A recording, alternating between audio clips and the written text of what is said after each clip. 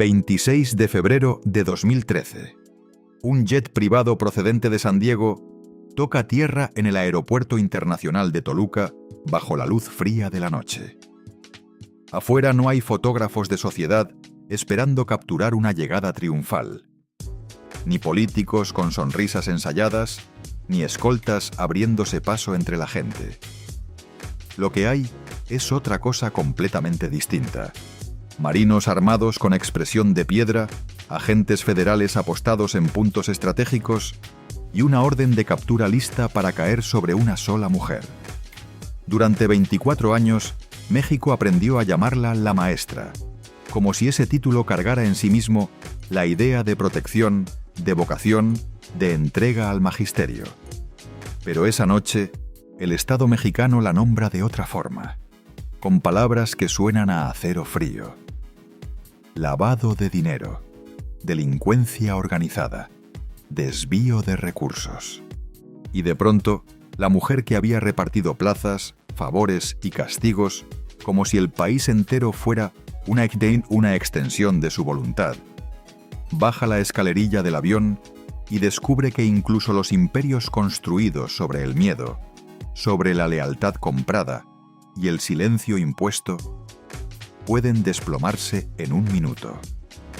Los investigadores dicen que desde el sindicato más grande de América Latina salió una red de dinero que convirtió la educación pública en una caja fuerte privada. Hablan de más de 2.000 millones de pesos desviados, de compras por casi $3 millones en Neiman Marcus, de vuelos privados, cirugías estéticas en California, mansiones en Coronado Keys y un intento de esconder $6 millones en Europa usando empresas pantalla y hasta el nombre de su propia madre muerta. Eso dice la acusación. Eso dicen los expedientes. O eso señalan los rastros financieros que tardaron años en ser seguidos hasta su origen. Pero esta no es solo la historia de cómo cayó una mujer poderosa. Es la historia de cómo una niña pobre de Chiapas terminó convirtiendo el aula en botín. Hoy vas a descubrir 4 cosas. Primero, cómo una huérfana que empezó a dar clases a los 12 años terminó controlando el sindicato de maestros más poderoso de México. Segundo, cómo el SNT dejó de ser una organización laboral para convertirse en una maquinaria política capaz de vender plazas y alimentar una red de 22.000 maestros fantasma. Si te gusta este contenido, suscríbete para no perderte ninguna historia oculta. Tercero, cómo el dinero que debía llegar a los niños más pobres acabó convertido en lujo obsceno. Y cuarto, cómo después de la prisión, del escándalo y de la humillación pública, Elba Ester Gordillo todavía encontró la manera de volver y desafiar a un país entero. Pero para entender cómo la maestra terminó siendo recordada como el rostro más feroz de la impunidad, primero hay que volver al principio, cuando el miedo a no tener nada empezó a devorarle el alma. La pobreza no siempre deja hambre. A veces deja otra cosa. Deja una herida secreta que no se cierra nunca. Deja una vergüenza muda que se instala en el pecho desde la infancia. Deja un rencor tan profundo y tan silencioso que termina pareciéndose al destino. Como si la escasez no fuera una circunstancia, sino una condena de nacimiento. Y en el caso de Elba Ester Gordillo, todo empezó ahí, en un rincón del sur de México, donde la miseria no era una excepción ni una mala racha, sino el aire mismo que se respiraba cada mañana. Comitán, Chiapas, 1945. México apenas intentaba acomodarse después de las sacudidas de la posrevolución. Un país que prometía transformación, pero seguía cargando el peso antiguo de sus desigualdades. En los pueblos del sur, las calles seguían siendo de polvo y olvido. Las casas humildes resistían con paredes cansadas, construidas más con voluntad que con recursos, y la vida de una niña dependía demasiado pronto de lo que pudiera soportar, no de lo que pudiera soñar. Ahí nació Elba Ester el 6 de febrero de ese año, en una tierra donde la distancia entre los que mandaban y los que obedecían parecía eterna, grabada en la piedra misma del paisaje. No nació rodeada de privilegios. Nació rodeada de carencias, y cuando apenas tenía 3 años, perdió a su padre. A esa edad, uno no entiende del todo lo que significa la muerte. Pero sí entiende otra cosa. Entiende la ausencia. Entiende el vacío que se abre en el centro de la vida cotidiana. Entiende que de pronto falta alguien y que nadie va a devolverlo. Que las cosas simplemente son distintas desde ese momento. Y que ninguna explicación alcanza para llenar ese hueco. Ese hueco no la abandonó jamás. Creció con ella.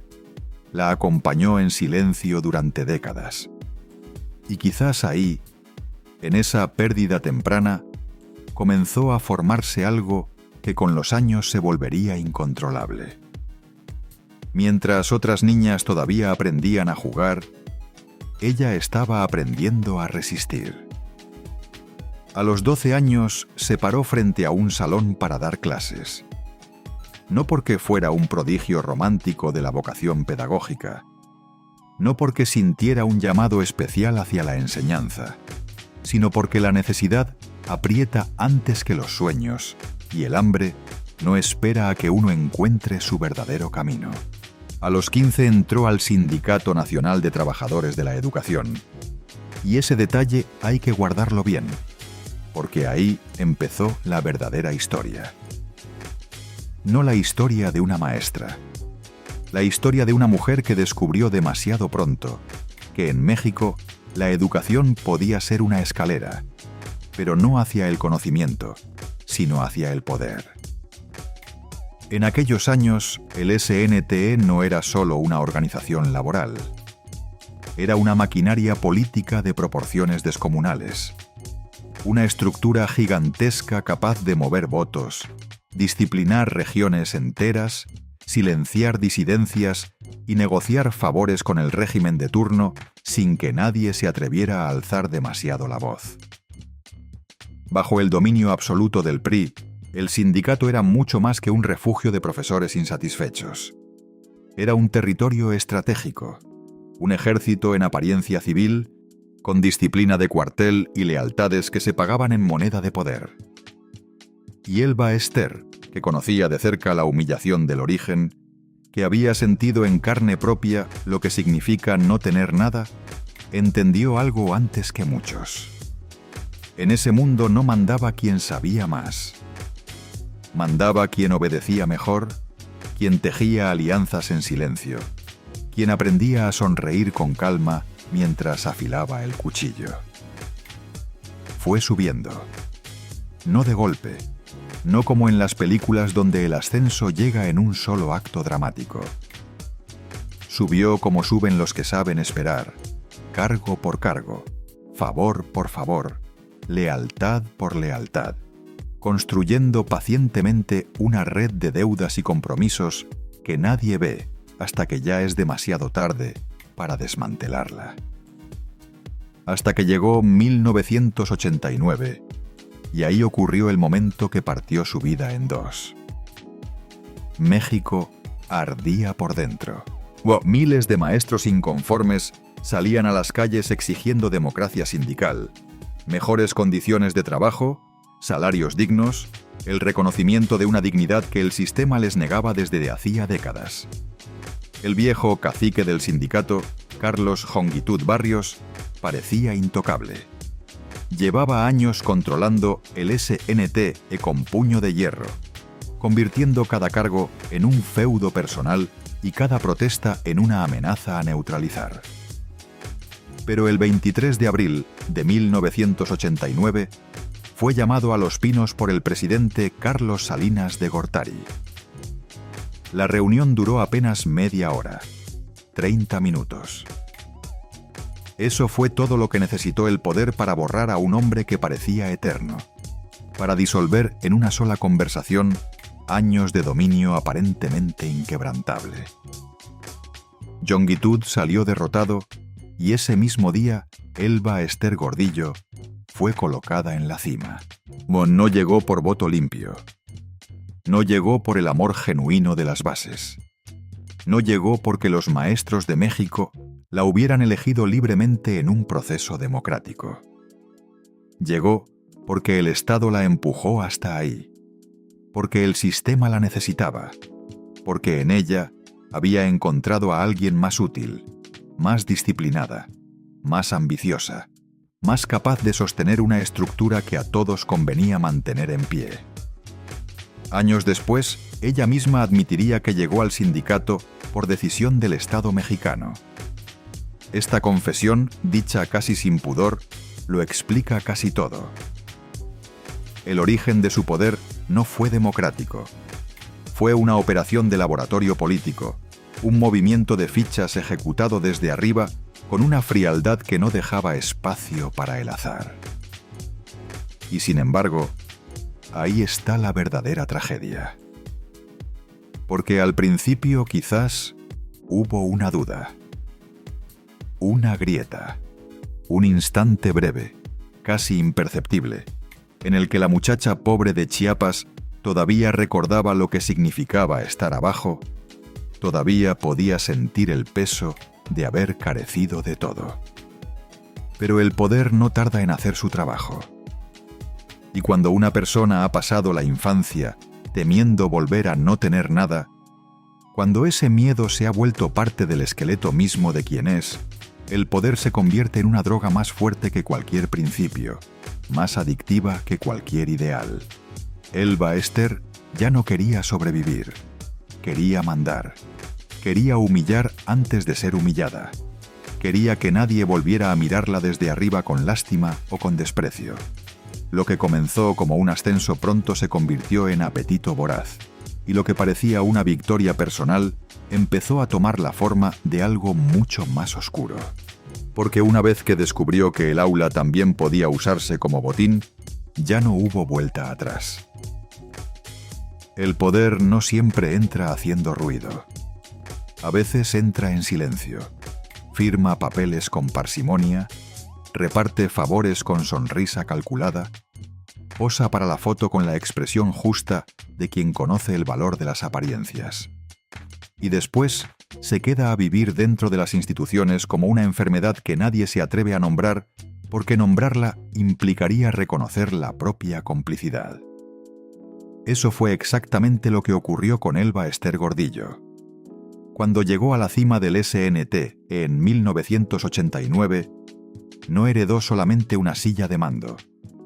Heredó una maquinaria gigantesca, un cuerpo con millones de brazos extendidos por todo el territorio nacional, miles de oficinas y delegados en cada rincón del país, acceso a presupuestos millonarios que fluían sin la vigilancia que merecían, y sobre todo, la capacidad de decidir quién enseñaba, quién cobraba, quién ascendía y quién desaparecía del mapa sin hacer demasiado ruido.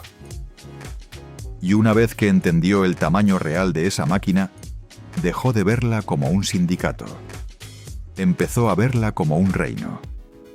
Un reino sin fronteras claras, sin contrapesos reales, sin nadie dispuesto a decirle que no. Ahí nació el secreto más oscuro de su imperio. No fue una mansión, no fue una cuenta bancaria, no fue siquiera una joya comprada con dinero ajeno. Fue algo mucho peor: convertir la educación pública en una moneda de cambio.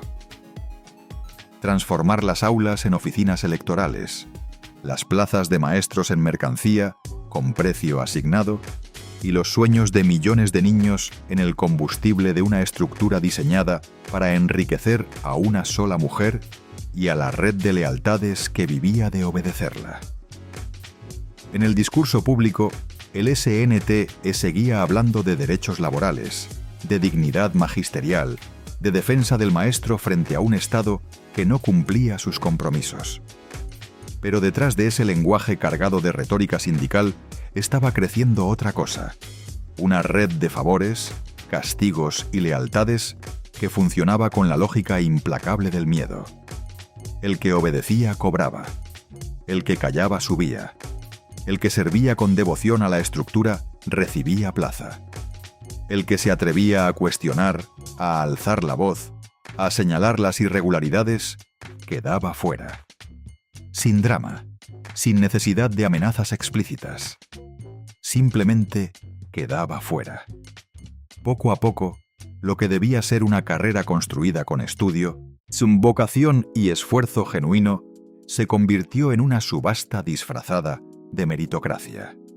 Las plazas empezaron a venderse. Los puestos comenzaron a repartirse como premios políticos para los más fieles. Ser maestro dejó de depender del mérito académico o de la preparación pedagógica. Empezó a depender del dinero que uno pudiera entregar o de la obediencia que uno pudiera demostrar. Y mientras esa podredumbre se extendía silenciosamente por el cuerpo del sistema educativo, apareció la otra gran sombra, los maestros fantasma. Nombre en nómina, sueldos cobrados puntualmente mes a mes.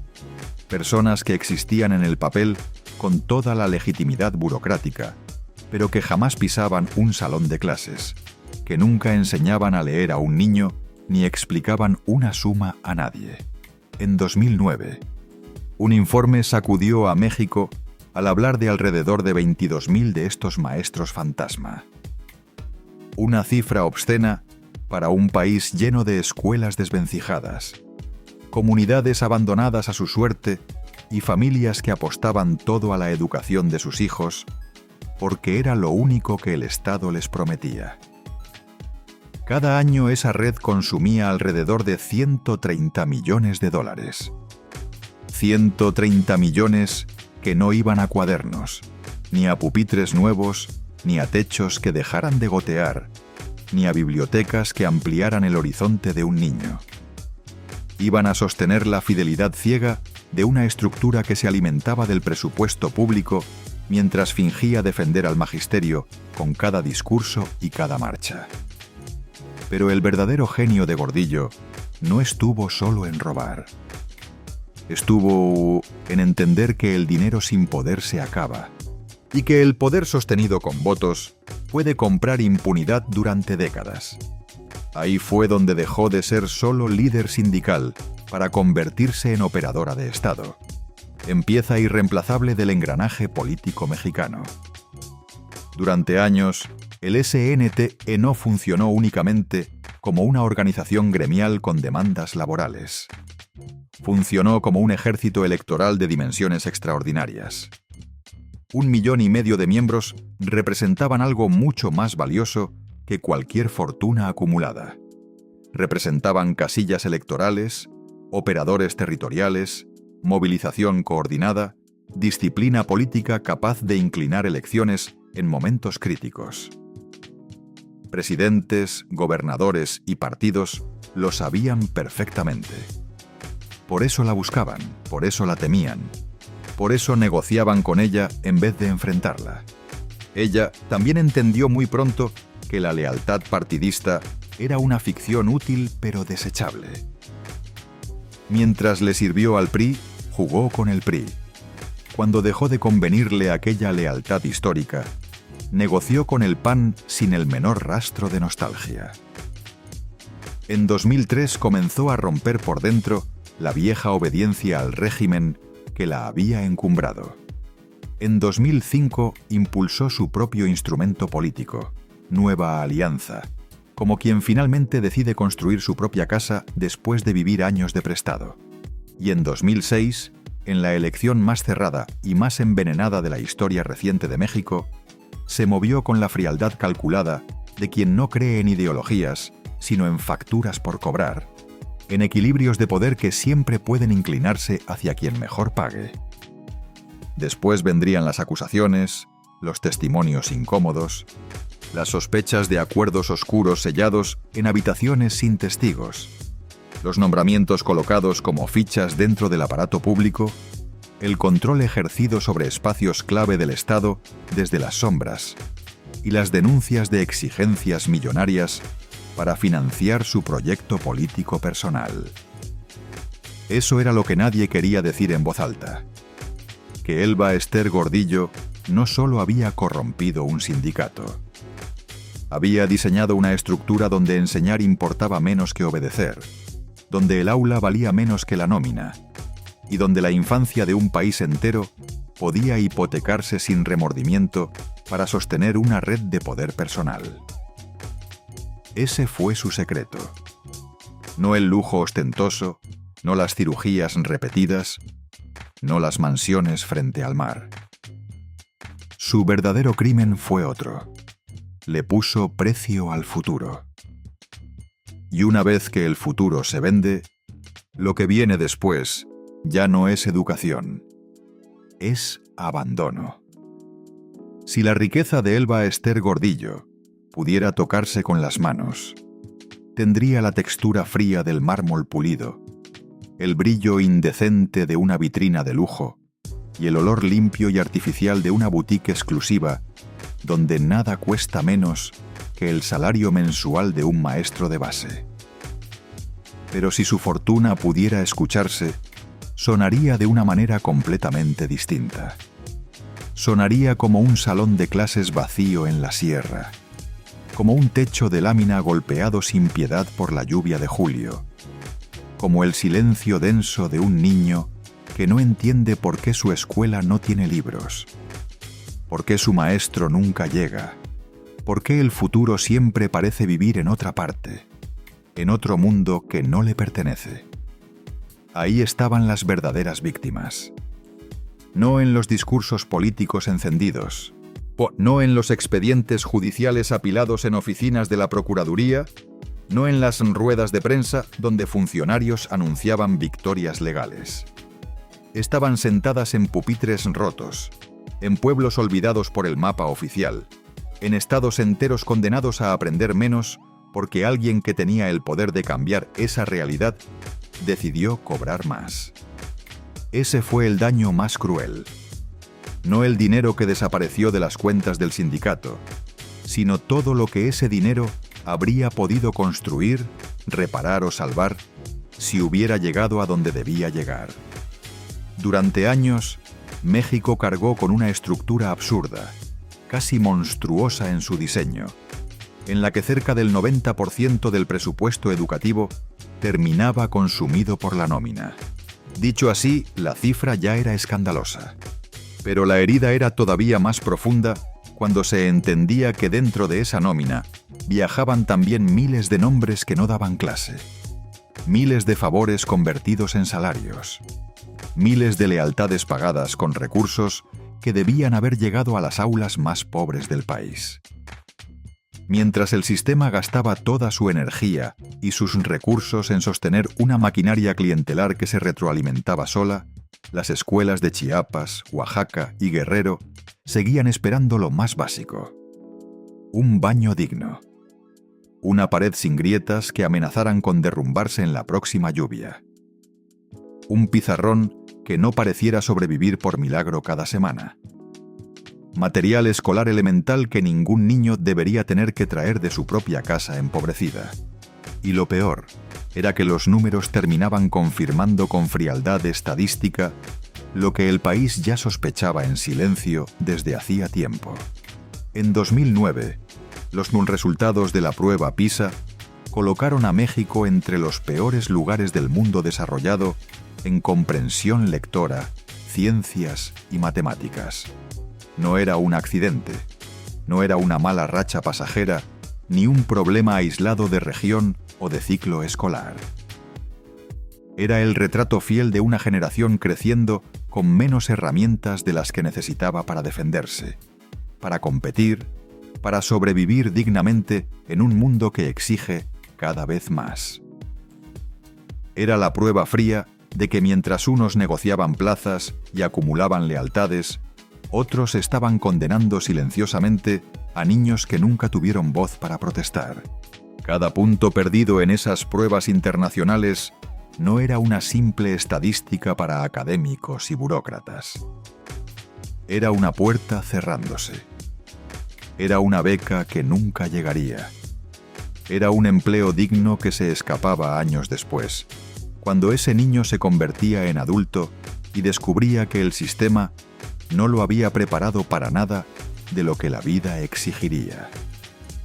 Era un muchacho en la periferia de una ciudad o en la montaña de un estado olvidado, descubriendo demasiado pronto que estudiar no le garantizaba absolutamente nada. En esos años también se supo algo todavía más devastador. Un estudiante promedio en México recibía apenas 4 horas y media de clase al día. Apenas la mitad de quienes entraban a la escuela primaria lograban terminarla. Piensa en lo que significa eso. Piensa en un niño de 7 años en la montaña, con zapatos gastados que ya no protegen del frío, caminando kilómetros antes del amanecer para sentarse en un aula donde falta el maestro.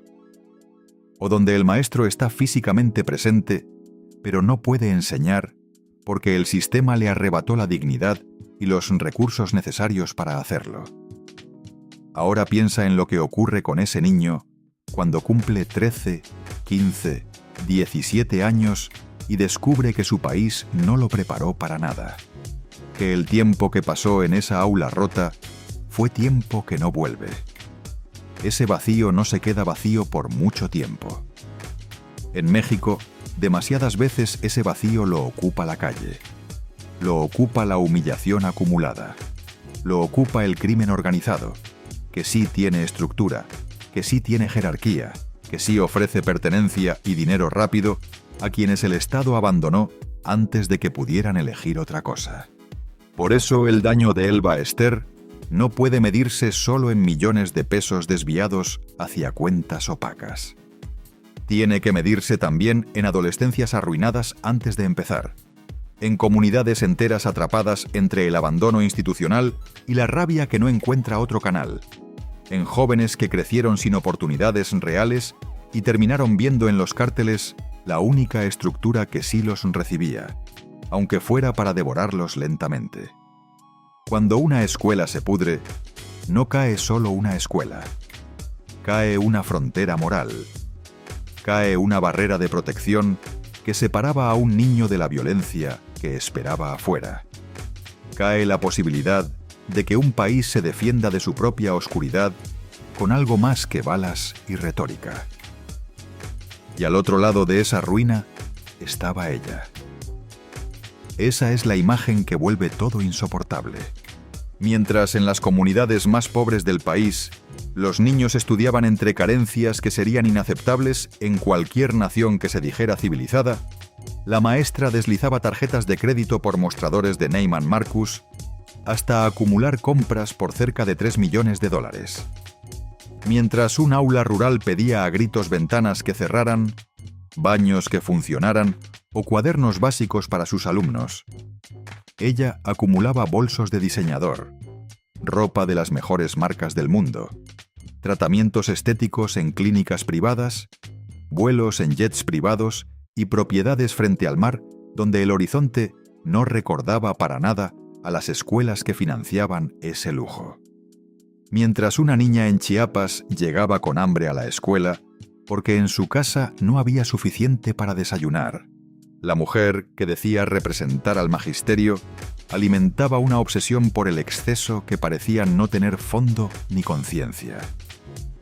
Louis Vuitton, Chanel, Prada, clínicas especializadas en California, especialistas de primera línea, caprichos acumulados sin pudor, escoltas que protegían una comodidad construida sobre la miseria ajena.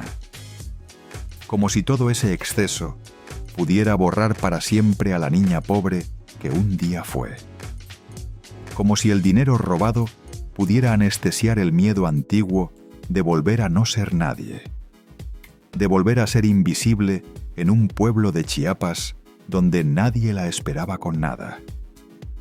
Pero el dinero de los pobres siempre deja una huella. A veces tarda años. A veces cruza gobiernos enteros y sobrevive a pactos, a cómplices y a silencios cómplices. Y cuando finalmente reaparece, no lo hace como una simple cifra en un informe contable. Reaparece como acusación, como expediente judicial, como vergüenza pública. Porque después de vaciar las aulas, lo siguiente era seguir el rastro del botín hasta donde llevara. A finales de 2012, Elba Ester Gordillo parecía una de esas figuras que dejan de pertenecer a la realidad cotidiana y empiezan a moverse como un mito oscuro dentro del poder, como una fuerza de la naturaleza política que los demás aprenden a rodear en vez de enfrentar. Había sobrevivido a varios presidentes y sus distintas agendas. Había cambiado de aliado político con la serenidad de quien sabe que siempre tendrá algo que ofrecer. Había convertido al sindicato más grande de América Latina en una maquinaria personal que respondía únicamente a su voluntad. Y durante años dio la impresión sólida, casi convincente, de que nadie en México podía tocarla. No importaban los rumores que circulaban en pasillos políticos y redacciones periodísticas. No importaban las denuncias que llegaban y desaparecían sin consecuencias visibles. No importaban los reportajes que documentaban su riqueza obscena con lujo de detalle. Siempre salía intacta. Siempre sonreía para las cámaras. Siempre encontraba un nuevo acuerdo que sellar. Un nuevo favor que cobrar. Una nueva razón para seguir siendo necesaria. Pero el poder tiene una enfermedad silenciosa que actúa despacio y sin anunciarse. Cuando se acostumbra demasiado a ganar, termina creyendo genuinamente que nunca va a perder. Y fue ahí, en esa certeza absoluta cultivada durante 2 décadas, donde empezó a cavar su propia tumba. Enrique Peña Nieto llegó a la presidencia en diciembre de 2012 con un objetivo que no admitía interpretaciones ni negociaciones de doble lectura. Quería recuperar el control real del Estado sobre la educación. Quería imponer una reforma educativa que cambiara las reglas del juego. Quería arrebatarle al sindicato la llave de las plazas, de los ascensos, de las herencias disfrazadas de derechos laborales que el SNTE había convertido en su moneda de cambio más valiosa. En otras palabras, quería romper el corazón del imperio que la maestra había construido con décadas de paciencia y maniobra. Y Elba Ester, que había aprendido desde joven a oler el peligro antes de que se volviera visible, antes de que tomara forma reconocible, entendió enseguida lo que eso significaba. No estaban discutiendo una ley educativa en abstracto. Estaban peleando por el control del botín más grande del sistema político mexicano. El 6 de febrero de 2013, el día en que cumplía 68 años, habló como hablan los que todavía se sienten invencibles, como hablan los que han ganado durante tanto tiempo que olvidaron que también es posible perder. No sonó prudente, no sonó cautelosa ni calculadora como en otros momentos de su vida. Sonó como una mujer que llevaba demasiado tiempo dando órdenes y demasiado poco tiempo recibiendo noticias que no le gustaran. Dijo que no había amenaza capaz de asustarla.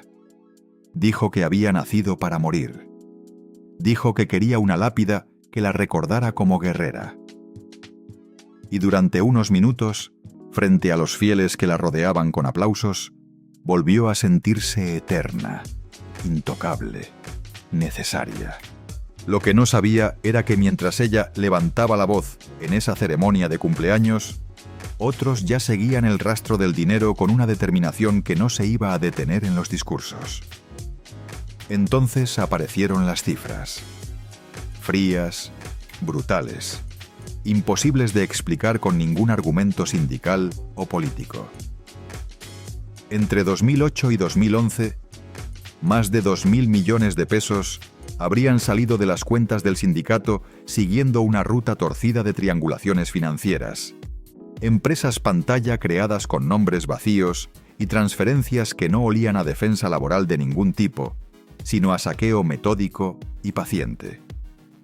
Los investigadores apenas habían revisado una porción del laberinto financiero que se extendía ante ellos.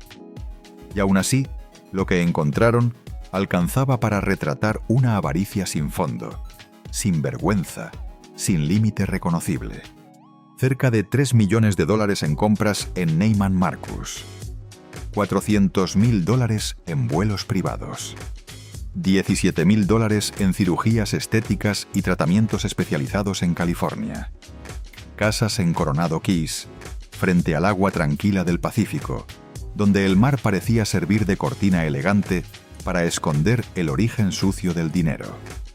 Cuentas en Suiza, movimientos financieros en Liechtenstein y el intento de mandar $6 millones hacia Andorra, como si el viejo sueño de los intocables fuera siempre el mismo a lo largo de la historia: desaparecer el botín antes de que la ley alcance a tocarlo. Pero lo más siniestro no fue el lujo acumulado, ni siquiera las mansiones frente al mar. Fue la forma. La manera en que el dinero iba dejando de parecer dinero y empezaba a parecer una profanación.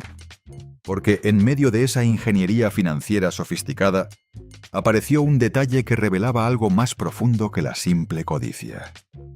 Para justificar parte del capital acumulado, se usó el nombre de su madre fallecida, una maestra rural de Chiapas, mujer humilde que había vivido y muerto sin riqueza alguna, como si la memoria de esa mujer modesta pudiera servir para lavar millones que no tenían explicación posible.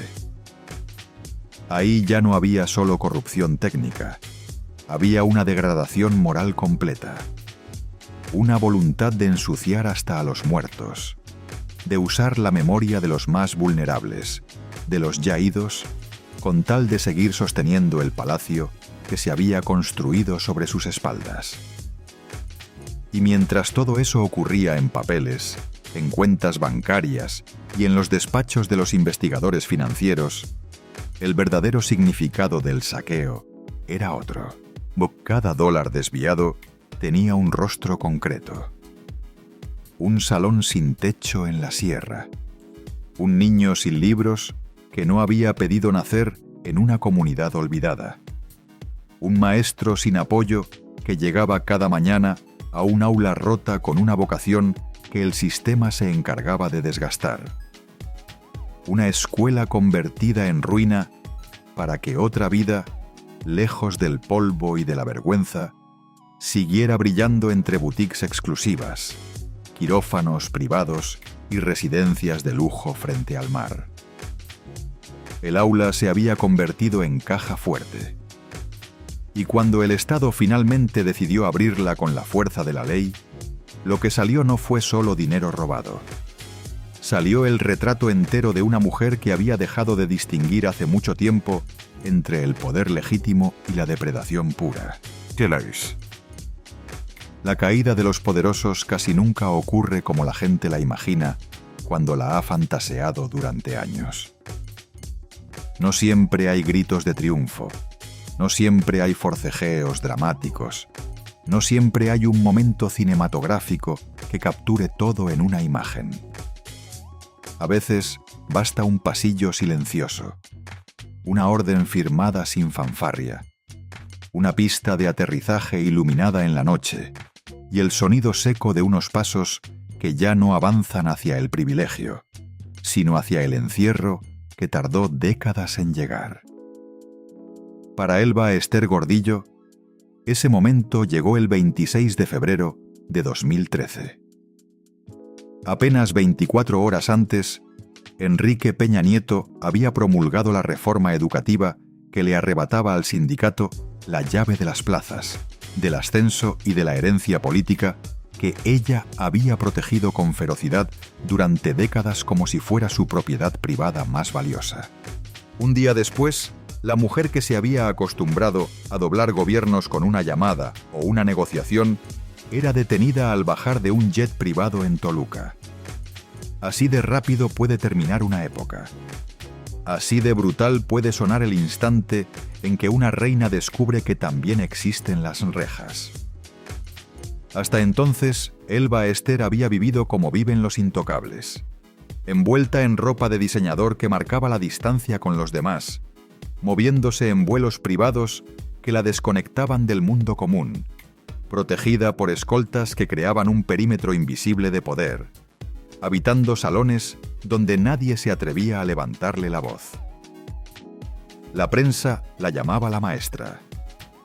Pero hacía ya mucho tiempo que ese apodo no evocaba ninguna vocación pedagógica, sino una estructura de miedo diseñada para que nadie cuestionara nada. Por eso la imagen que vino después resultó tan poderosa en el imaginario colectivo. Frente a la ostentación obscena de los años anteriores, apareció una mujer sin maquillaje, visiblemente agotada, expuesta a la luz cruda de las cámaras, vestida con una camiseta beige de prisión en el reclusorio preventivo femenil de Santa Marta, Acatitla. No era solo una fotografía periodística. Era una humillación histórica. La mujer que había repartido plazas, favores y castigos con la autoridad de quien no responde ante nadie, ahora debía escuchar la voz del Estado pronunciando contra ella palabras que durante años parecieron literalmente imposibles. Lavado de dinero, defraudación fiscal, delincuencia organizada, desvío de recursos públicos. México miró esa escena con una mezcla extraña y contradictoria de asombro y desquite. Durante décadas, demasiados habían llegado a creer sinceramente que nadie se atrevería a tocarla. Que el tamaño del sindicato, su relación íntima con presidentes sucesivos, sus redes en el Congreso, su capacidad demostrada de movilizar votos y negociar impunidad, la mantendrían siempre un paso por encima de la ley, en una zona donde las reglas que aplican para los demás no llegaban. Pero ahí estaba encerrada, expuesta, reducida de símbolo del poder sindical a expediente judicial con número de causa. Y sin embargo, lo más inquietante de esta historia no fue la captura, fue lo que vino después. Porque una cárcel mexicana no pesa igual sobre todos los cuerpos ni sobre todos los nombres. Para el pobre que llega sin recursos, sin contactos y sin abogados bien pagados, el sistema cae con todo su rigor implacable. Para el poderoso que conserva dinero, con relaciones y la capacidad de contratar los mejores abogados del país, la prisión empieza lentamente a llenarse de grietas, excepciones técnicas, tecnicismos procesales, informes médicos redactados con precisión estratégica y puertas laterales que el sistema parece incapaz de cerrar del todo. Desde el principio, la defensa de Gordillo entendió con claridad que aquella batalla no se ganaría con argumentos de inocencia moral ni con la verdad de los hechos. Se ganaría con desgaste procesal, con la paciencia calculada de quien sabe que el sistema tiene más grietas que certezas. Lo apostaron todo a la lentitud, al detalle, al error ajeno, al agotamiento de quienes tenían que sostener la acusación durante años. Y mientras la opinión pública celebraba la caída de un icono de la corrupción, convencida de que esta vez sería diferente, su equipo legal comenzó a hacer lo que mejor sabe hacer la gente que todavía conserva dinero, relaciones y tiempo: convertir la justicia en una carrera de resistencia donde gana quien aguanta más. Llegaron entonces los diagnósticos clínicos elaborados con cuidado, los reportes médicos acumulados con paciencia, las enfermedades declaradas, los argumentos sobre su edad avanzada, su fragilidad aparente, su condición física que no permitiría seguir en reclusión sin poner en riesgo su vida. Poco a poco, la celda dejó de parecer una celda. La severidad del encierro empezó a diluirse en interpretaciones, excepciones y consideraciones especiales. A finales de 2017, la mujer que debía pagar por haber exprimido durante años el dinero destinado al magisterio ya no estaba en una prisión común. Había conseguido el beneficio de la prisión domiciliaria en Polanco, uno de los barrios más exclusivos y caros de Ciudad de México, donde el metro cuadrado no está al alcance de ningún maestro de base. El contraste era obsceno. Mientras millones de mexicanos seguían asociando su nombre con salones vacíos, escuelas rotas y comunidades abandonadas, ella esperaba la resolución de sus procesos rodeada de comodidades que ningún maestro honesto podría siquiera imaginar alcanzar en toda su vida. Ahí se reveló el corazón podrido más profundo del sistema. No bastaba con haber saqueado impunemente durante décadas. También era posible negociar el modo de enfrentar las consecuencias, de suavizar la caída, de convertir el castigo en algo administrable. Y entonces llegó el golpe final que nadie que seguía el caso podía creer del todo. En agosto de 2018, después de casi 5 años y medio bajo control judicial, un tribunal federal canceló los cargos más graves que pesaban sobre ella. No porque el país hubiera descubierto de pronto que Elba Ester era inocente. No porque el dinero hubiera regresado misteriosamente a las aulas que fueron despojadas. No porque los niños de Chiapas, Oaxaca o Guerrero hubieran recuperado lo que les fue arrebatado durante décadas. Cayó por otra razón. Una razón todavía más mexicana y más amarga que todo lo anterior. Los fiscales habían cometido errores de procedimiento que contaminaron parte de la evidencia. La forma contaminó el fondo.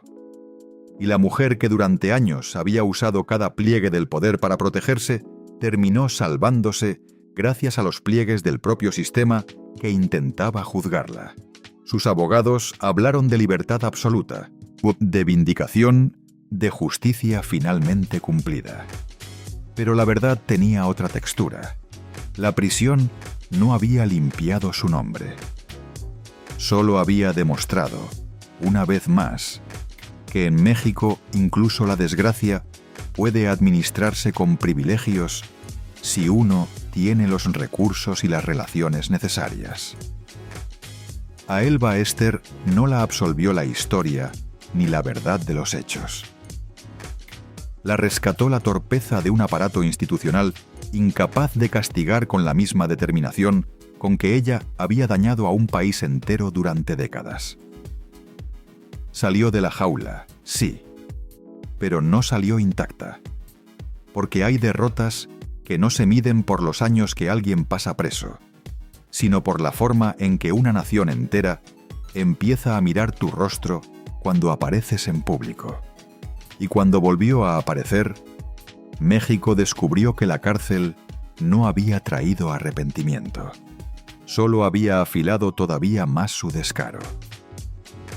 Cuando Elba Ester Gordillo recuperó la libertad en agosto de 2018, muchos esperaron al menos una cosa. No redención, porque eso ya parecía imposible para alguien con su historia. No vergüenza, porque hacía años que esa palabra no cabía en su vocabulario ni en sus gestos. Pero sí silencio. Un retiro discreto, una desaparición elegante de la vida pública, una vejez lejos de los reflectores que había usado durante tanto tiempo para construir su imagen. Después de todo, el país acababa de verla salir de una guerra judicial de más de 5 años después de haber sido exhibida ante toda la nación como el rostro más obsceno de la corrupción sindical en la historia reciente de México. Lo lógico, lo que cualquier persona con algo de conciencia habría elegido, era esconderse, bajar la cabeza, dejar que el tiempo hiciera su trabajo de borrar o al menos de atenuar. Pero Elba Ester no volvió para pedir perdón, volvió para desafiar. El 20 de agosto de 2018, justo el día en que millones de niños mexicanos regresaban a sus clases después del verano, ella eligió aparecer frente a las cámaras con una serenidad que parecía una provocación calculada. Un mensaje dirigido no solo a los periodistas, sino al país entero. No habló como alguien que hubiera atravesado una caída que debería haberla quebrado. Habló como alguien genuinamente convencido de haber derrotado al sistema, de haber salido victorioso de una batalla que otros pensaban que tenía un solo resultado posible. Se declaró inocente. Se dijo perseguida política.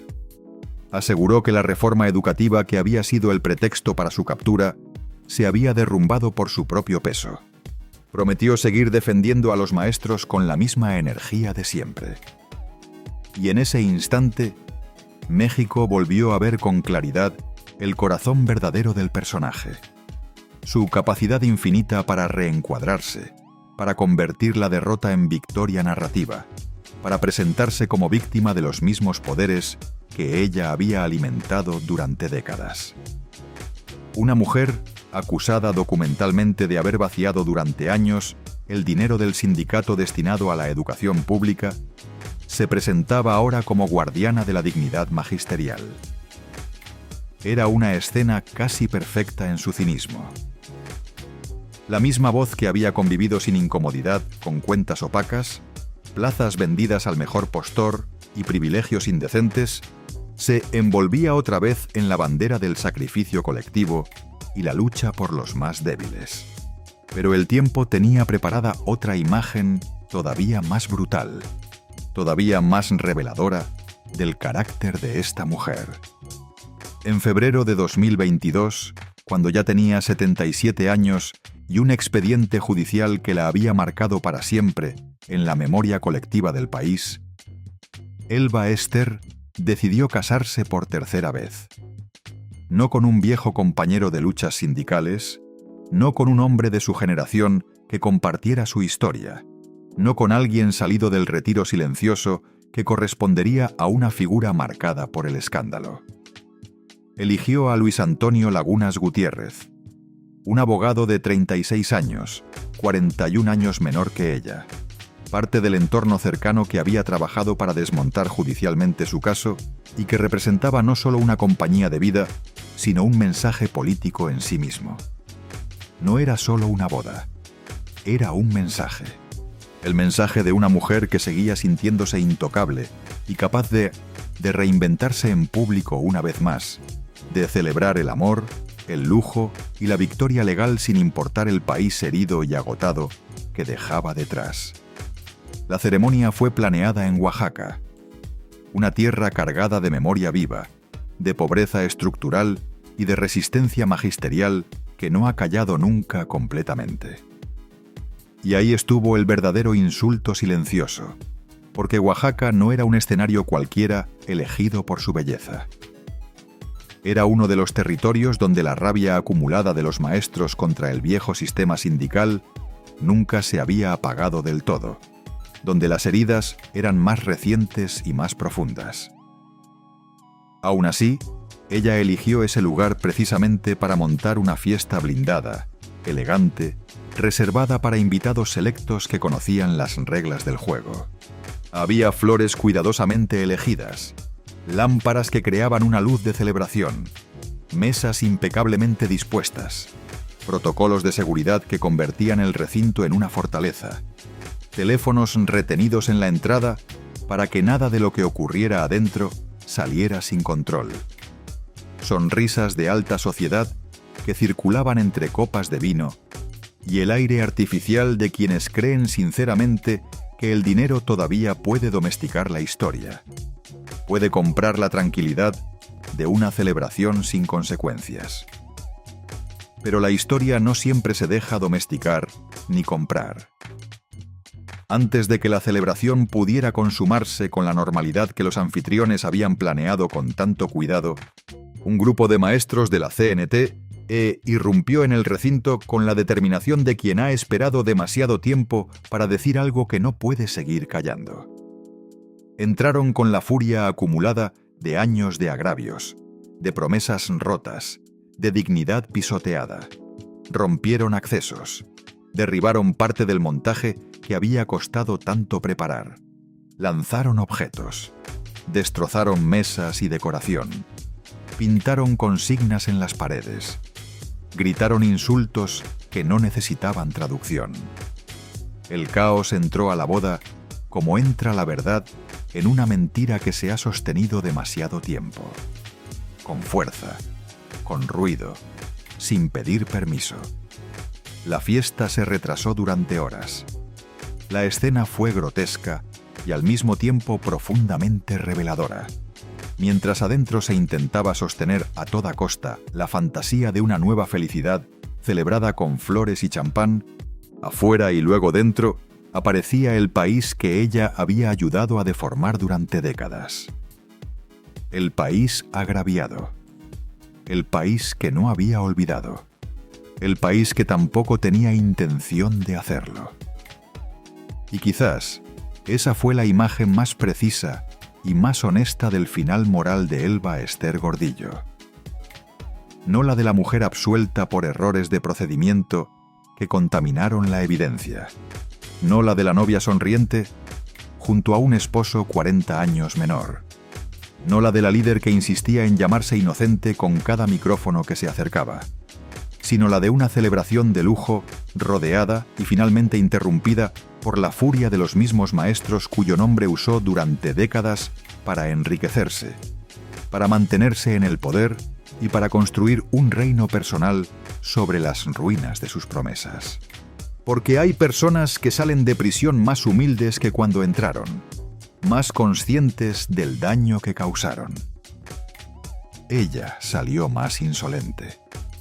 Y cuando la soberbia vuelve vestida de blanco nupcial, lo único que queda por llegar es el juicio que no dicta ningún juez, sino la memoria larga de un país que aprendió a no olvidar. Hay vidas que logran escapar de la cárcel con habilidad y recursos, pero nunca consiguen escapar del veredicto que pronuncia un país entero cuando finalmente baja la guardia y dice lo que piensa.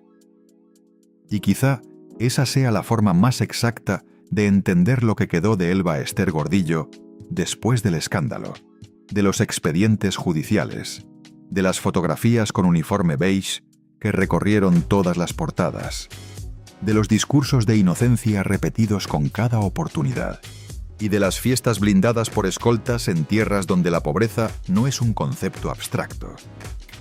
Porque al final, cuando el ruido mediático baja y las cámaras se apagan y buscan otra historia que contar, lo único que permanece es una pregunta brutal. ¿Qué dejó realmente a su paso? Los números son una forma de responderla, aunque nunca alcancen a contar todo el daño real que un sistema corrompido deja en la vida de personas concretas. 24 años de control absoluto sobre el sindicato magisterial más grande de América Latina.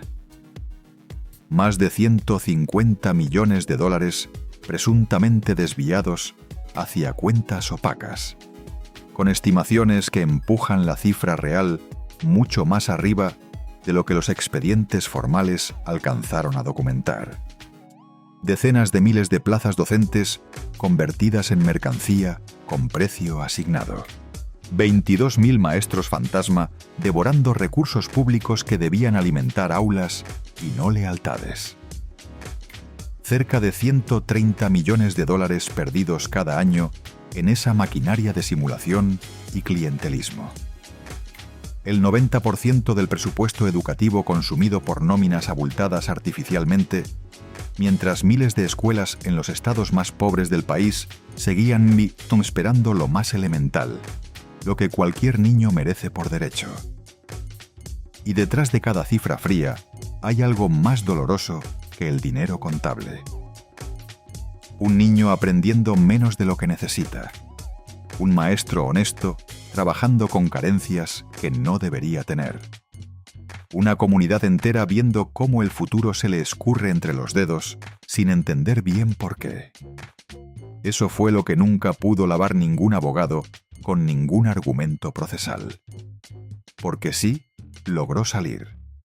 Sí, consiguió romper el cerco judicial que parecía definitivo cuando los marinos la esperaban en Toluca aquella noche de febrero. Sí, transformó casi 6 años bajo control legal en una historia donde la prisión terminó suavizada por hospitales privados, diagnósticos convenientes, recursos legales inagotables y arresto domiciliario en uno de los barrios más caros de Ciudad de México. Sí, en agosto de 2018 recuperó la libertad gracias a errores de procedimiento que destruyeron parte del caso construido con tanto esfuerzo. Y sí, todavía en febrero de 2026, cuando la Suprema Corte dejó firme la obligación de pagar más de 19 millones de pesos al fisco, esa cifra seguía pareciendo ridículamente pequeña frente a la magnitud del daño histórico que su nombre arrastra como una cadena que ninguna resolución judicial puede quitarle. Pero ahí está justamente la clave de todo. La ley pudo tropezar en sus propios procedimientos. La memoria no tropieza de la misma manera. Porque la memoria de México no la recuerda como una educadora que dedicó su vida a mejorar las escuelas de los más pobres. No la recuerda como una reformadora que usó el poder para transformar la realidad de las comunidades que la vieron crecer. Ni siquiera como una simple dirigente sindical polémica con claroscuros comprensibles. La recuerda como el rostro de una época entera en la que la educación pública fue tratada como botín personal, como palanca electoral al servicio de quien mejor pagara, como caja privada para financiar lujos, obediencias compradas y blindajes jurídicos.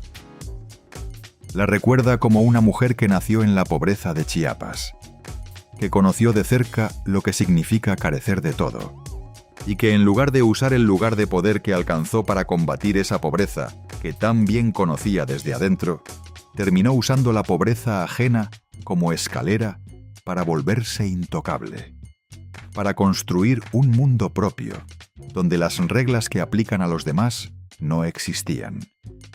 Y sin embargo, incluso en una historia tan oscura como esta, hay algo parecido a la dignidad. Algo que no viene de ella, porque de ella nunca vino. Viene de los otros. De los maestros de verdad que siguieron entrando cada mañana a dar clases en escuelas quebradas sin importar que el sistema no los respaldara. De las comunidades de Chiapas, Oaxaca, Guerrero y Michoacán que siguieron sosteniendo la educación de sus hijos con lo poco que tenían, sin boutiques en San Diego ni cuentas en Europa, pero con una vocación que no le fue posible comprarles ni arrebatarles.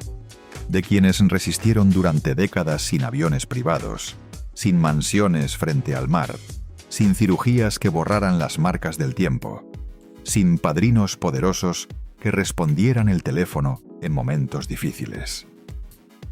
Ahí está la única forma posible de redención que existe en esta historia. No en la mujer que se dijo perseguida política con cada micrófono disponible, sino en los niños que siguieron estudiando a pesar del abandono que el sistema les impuso. No en la dirigente que habló de dignidad magisterial mientras se hundía sin pudor en el exceso, sino en quienes siguieron enseñando con salarios miserables, en salones a medio caer, con materiales que conseguían ellos mismos, porque creían que valía la pena seguir aunque nadie los viera. Porque el legado verdadero de una persona nunca lo dictan sus escoltas, ni sus propiedades, ni su capacidad demostrada para doblar tribunales y negociar impunidad. Lo dicta la huella que deja en los más débiles, en quienes no tenían poder para defenderse de lo que ella decidía desde arriba. Y en el caso de Elba Ester Gordillo, esa huella no fue un aula mejor, fue una cicatriz. Una de esas cicatrices profundas que un país aprende a reconocer y a nombrar aunque pasen los años, aunque cambien los gobiernos y sus promesas de transformación, aunque se apaguen los titulares y aparezcan otros escándalos que reclaman la atención colectiva. El dinero pudo comprar tiempo, pudo comprar la mejor defensa legal disponible, pudo comprar demora, dilación y el agotamiento estratégico del sistema. Pero nunca pudo comprar absolución moral.